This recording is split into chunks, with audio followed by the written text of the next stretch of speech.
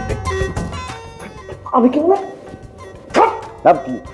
বলবো মারবো মশার মতো ফুল দিয়ে উড়িয়ে দিব। কাকে চান, নাম কি বলুন? আমার বোনের বাসা আমি কাকে চাই?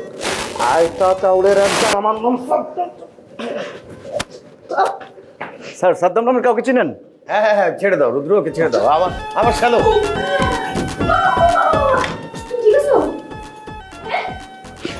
ঠিক আছে আমার কিচ্ছু নেই আমার শরীর খুব ভালো না, লোহার মতো শক্ত, এই শরীর কিচ্ছু না।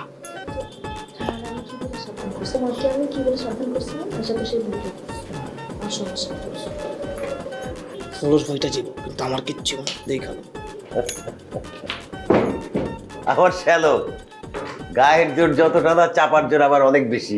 এই কি বললা তুমি? হ্যাঁ, তোমার এই বডিগার্ড আমার ভাইটাকে ধাক্কা মেরে ফেলে দিল, ওকে কিছু না বলে তুমি আমার ভাইয়ের নামে যা ইচ্ছা তাই বলে যাচ্ছ।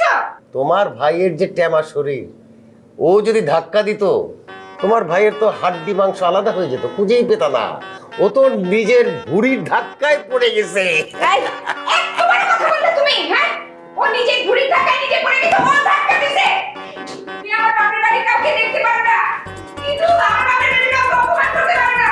আমার মাসুম বাচ্চা ভাইটা পড়ে যে কত ব্যথা পেল, কিন্তু তুমি এই বডিগার্ডকে কিচ্ছু বললা না, কিচ্ছু বললা না।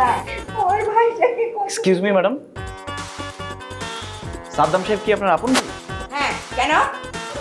চেহারার কোনো মিল নেই, বয়সেরও মিল নেই। এই ছেলে, এই ছেলে,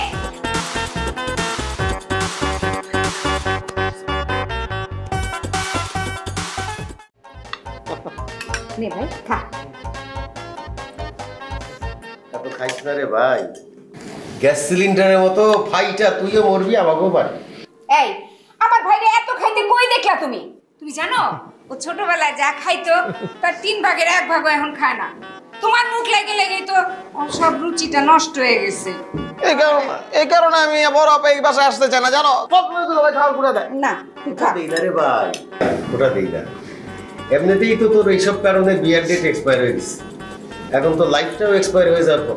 না দুলাভাই, সামনে মাসে বিয়ে করুন, মায়া দেখতে পারলে কর। খা খা। তাকে তো ঠিক বলেছে, এত খাবেন না, এত খেলে পৃথিবীতে দুর্ভিক্ষ লেগে যাবে। নিজে চার খাইতে আর